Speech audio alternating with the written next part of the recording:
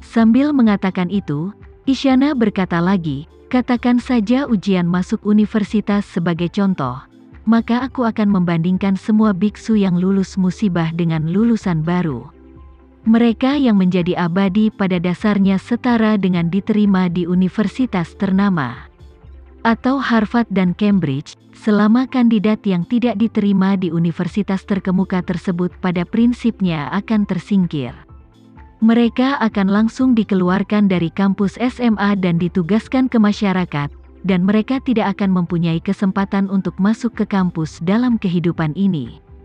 Orang sial yang hanya terpaut 0,1 poin dari nilai penerimaan di universitas ternama tersebut, setelah dia menjadi seorang sansian, meskipun dia kehilangan kesempatan untuk masuk universitas dalam kehidupan ini.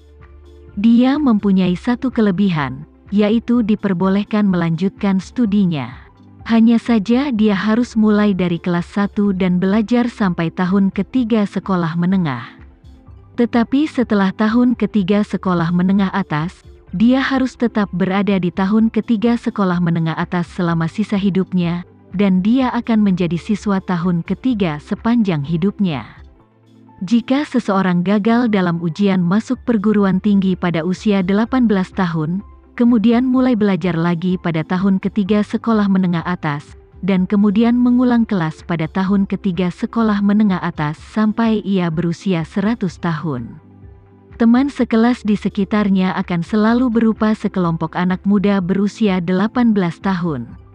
Mereka akan masuk universitas dan keluar, atau dikirim langsung ke masyarakat. Jangan pernah melihatnya lagi, hanya dia yang akan tinggal di sini selamanya. Sansian hampir merasa seperti ini. Tama sedikit terkejut, mengacungkan jempol pada Isyana, dan menghela nafas. Nona, kau sangat berbakat dan cerdas. Dengan penjelasanmu, pada dasarnya aku bisa memahami apa itu sansian. Setelah berbicara, Tama melihat bibit itu lagi dan bertanya padanya. Nona, apa kau yakin ini Ibu Puca? Isyana mengangguk dengan berat, tentu. Auranya persis sama dengan Ibu Puca. Selain banyak kebetulan tadi, aku dapat menyimpulkan bahwa ini 100% ibu dari Puca. Tama mengangguk sedikit dan bergumam, benarkah? Apa itu berarti Ibu Puca telah menjadi peri lepas di pohon?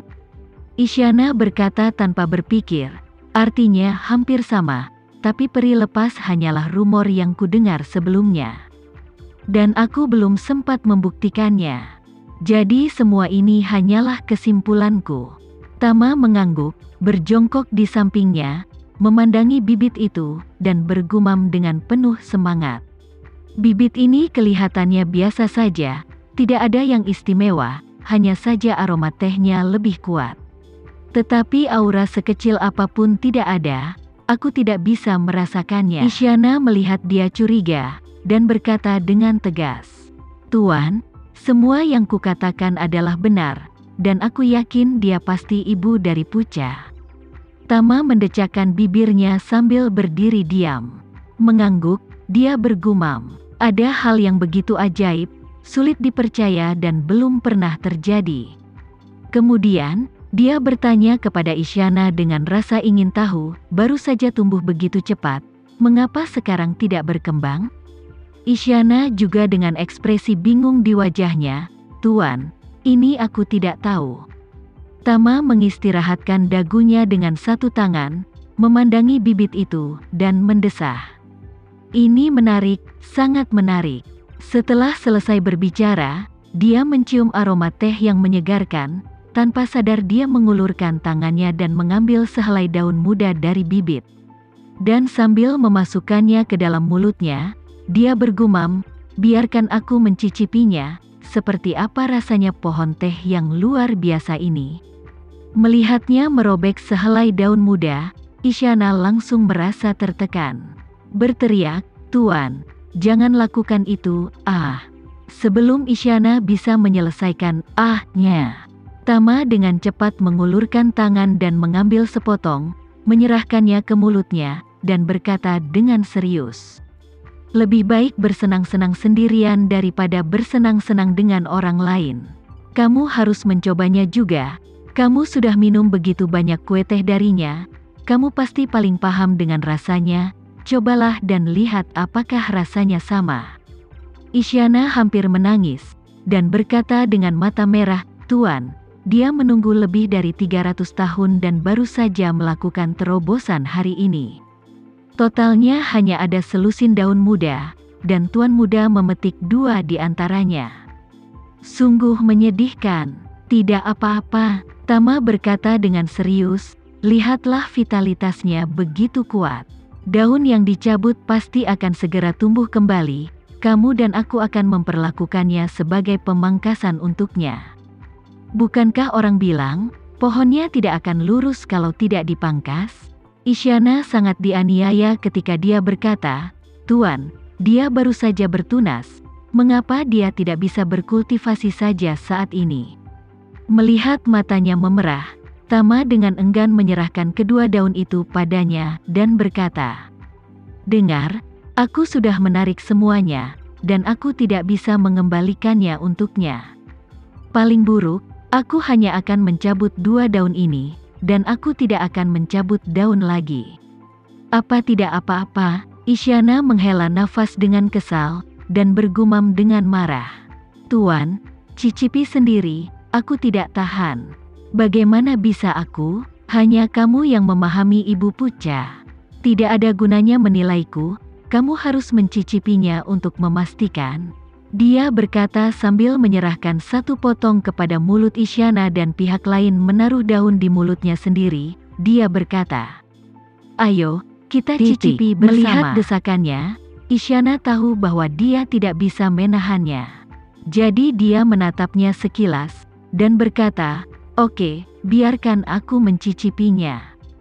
Setelah selesai berbicara, dia membuka bibir merahnya dengan ringan. Dan dengan lembut gigit daun hijau yang lembut itu.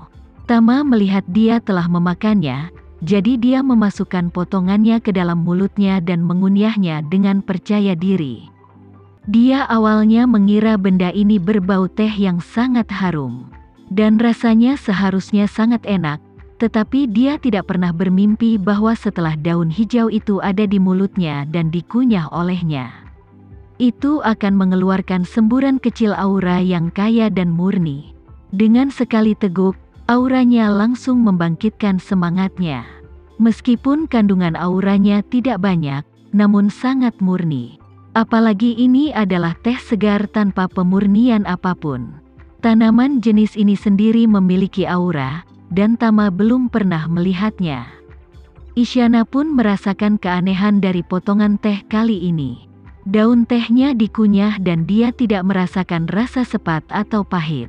Dengan rasa yang sedikit manis, yang lebih aneh lagi, teh ini memiliki rasa yang membuat orang merasa nyaman dan segar.